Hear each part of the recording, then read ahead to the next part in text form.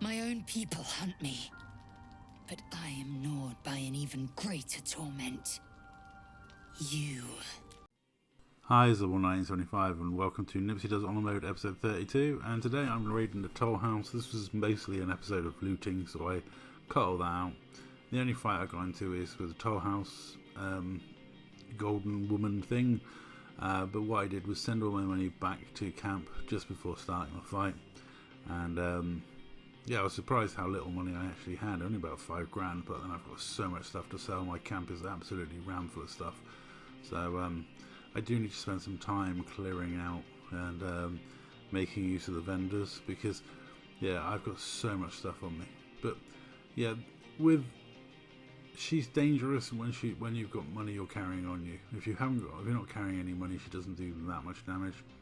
I decided that Karlach would smack crap out of her to start with, and see if I could get a smite in there to do a bit more extra damage to her before Karlach starts raging. The main objective is just take out the skulls, which isn't particularly difficult. Yeah, take out the skulls. I decided to use a speed potion because I never do, and I've got so many of them saved up, and it means I can shriek and still get an action going. So that's, you know, because I don't have multi-attack with Nipsy, so you know, she's a law bard, which means one attack, which is the big disadvantage of law bard over the valor and swords bard. Swords bard's probably the best combat one because you get 2 attacks. I think you can have medium armor and a shield, so your armor class is pretty decent, you know. And if you multi-class into sorcerer, warlock, or anything else, you can. I mean, Hexblade Warlock is probably the best combo with Swords Bard, but even Paladin Swords Bard is hugely powerful. But personally, I like the Law Bard because I like the magic secrets. I like having the choice of any spell from anywhere. Gives you some really interesting options, and you'll see how much spike growth really comes in handy during the lighter side of domestic abuse, or Gif Yankee love as it's known. Yeah, quite. If you have seen it, it's quite a horrifying encounter. Actually, it's quite good fun. The Lizelle romance is actually one of the more hilarious ones, and definitely one of the more interesting ones. Her character really does change as you get to know her, which is, you know, great.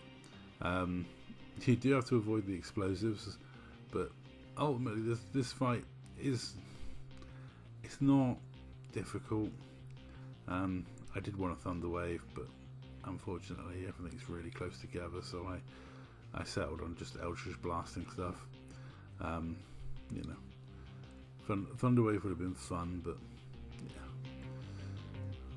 looking at the potential, yeah, too much.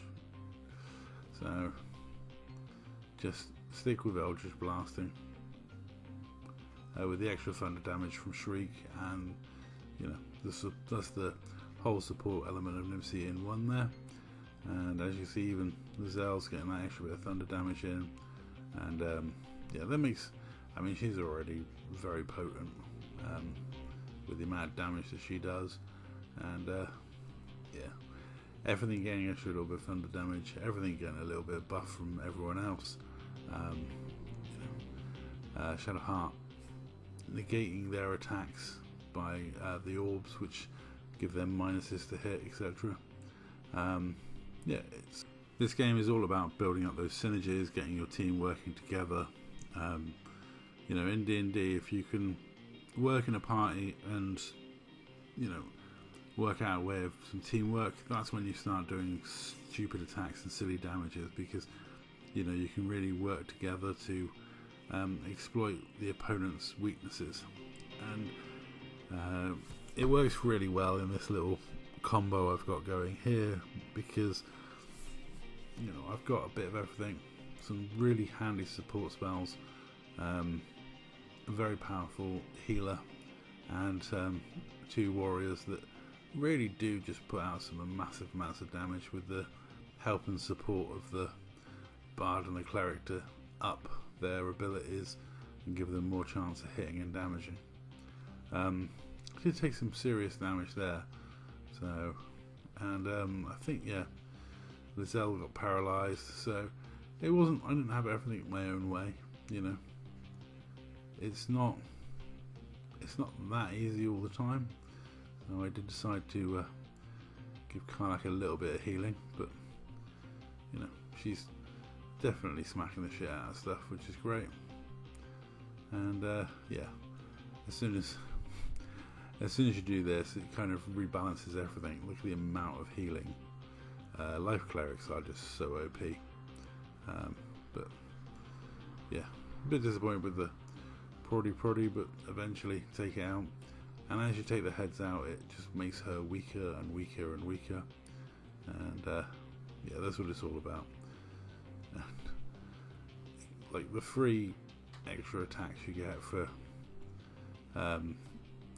Lizelle being a polearm master, etc.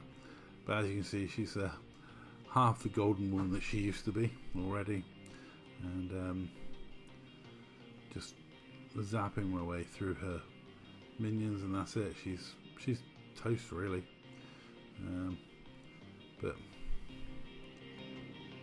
yeah, this fight, I would say, would have been. It's more difficult if she's, you know, if you've got gold, because of the amount of damage she does. But if she hasn't got gold, then it's pretty straightforward, like I say. And that was that. And then we get into the lighter side of domestic abuse, as my beloved, my girlfriend, wakes me up in the middle of the night to tell me she wants to fight me to the death. Well, not quite to the death, but until severely wounded. And that's apparently normal for Gif Yankee. So just a very interesting romance you have with Lizelle. As she gets softer as a character, you get more violence out of her. I mean, I've completed the Karlach romance, I've done the Lizelle romance before, and I've done the Shadowheart romance. Shadowheart is the most forgiving romance. She'll let you get away with doing all sorts of stuff. Karlach and Lizelle you have to be faithful to. You can't go messing around with Harlep or drow prostitutes like you can with Shadowheart. But I think they're the 2 most rewarding of the romances that I've done. I've not done any of the male romances, even though I've always played as a female character.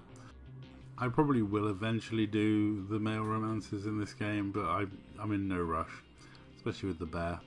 No, not my type of thing. Definitely not. But the female romances is, I mean, the game kind of gets some stick because of some of the stuff they did with making all the characters bisexual and all the rest of it. But I have absolutely no issue with it. I think it's very sensible. It just allows all your players to absorb all the content that you put in the game, and you have to initiate stuff, so it's kind of it's not intrusive, or it's not like you don't have to do the romances. You're not forced to. It is quite easy to just get able to not bother you, or avoid the advances of will. It's kind of the way the game's set up. You can engage in it or not engage in it. You don't have to do anything, which is great. But it is a fun part of the game. It's it's clearly very popular with the community, considering all the memes and all the stuff that you see. So, I think Larian did a good job of the way they implemented it and the way they put it in the game. It wasn't forced. All the characters have decent story arcs and interests that make it worthwhile doing. So it's interesting how much it changes your attitude towards certain characters. Like Lizelle, for example, seemed like she was like this horrible character, and then over time you kind of warm to her. You get, it's kind of sweet. You do kind of warm to her as a character from interacting with her and romancing her. You get more dialogue, more options, more stuff going on. I gotta say, she is quite tough. and I do resort to some really dirty tactics of dealing with her.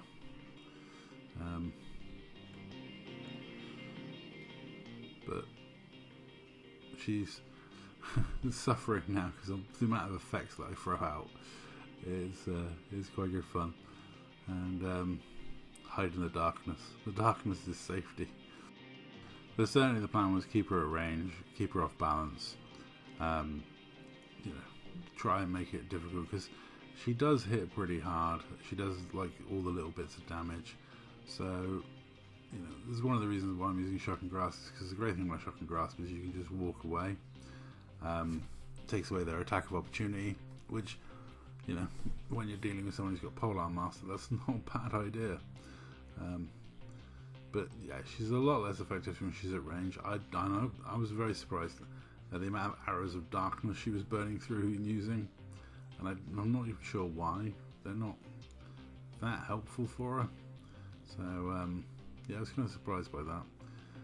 The good thing about shock and grasp as well, she's wearing armor, so you get bonus to hit with against the armor. Yeah, chug another potion so I can do this, which is a great control spell. It is a properly great control spell, and yeah, anything she does towards moving towards me, she's going to take damage. So yeah, the amount of hit points that she gets back there is really good. And then this is a proper old school dirty tactic coming up. If you actually do that in tabletop, there's an argument as to whether you'd how much extra damage you'd do from the spike growth, but it is what it is. The way it does it is in Baldur's Gate 3, it makes them fly upwards and over, so they don't take the extra damage for being pushed through spike growth, but it does work with certain push attacks, so keep an eye out for that one, because pushing things through spike growth is just a brutal cheese grater of an attack. It's absolutely horrible. But anyway, as this fight wraps up, I'm going to actually leave you with the last bit of dialogue from Lizelle and that. So if you don't want the spoilers for the Lizelle love storyline, finish here. But I'm going to say that's all for me talking. Enjoy the rest of this video, and I'll catch you in the next one. And yeah, bit of fun with Lizelle.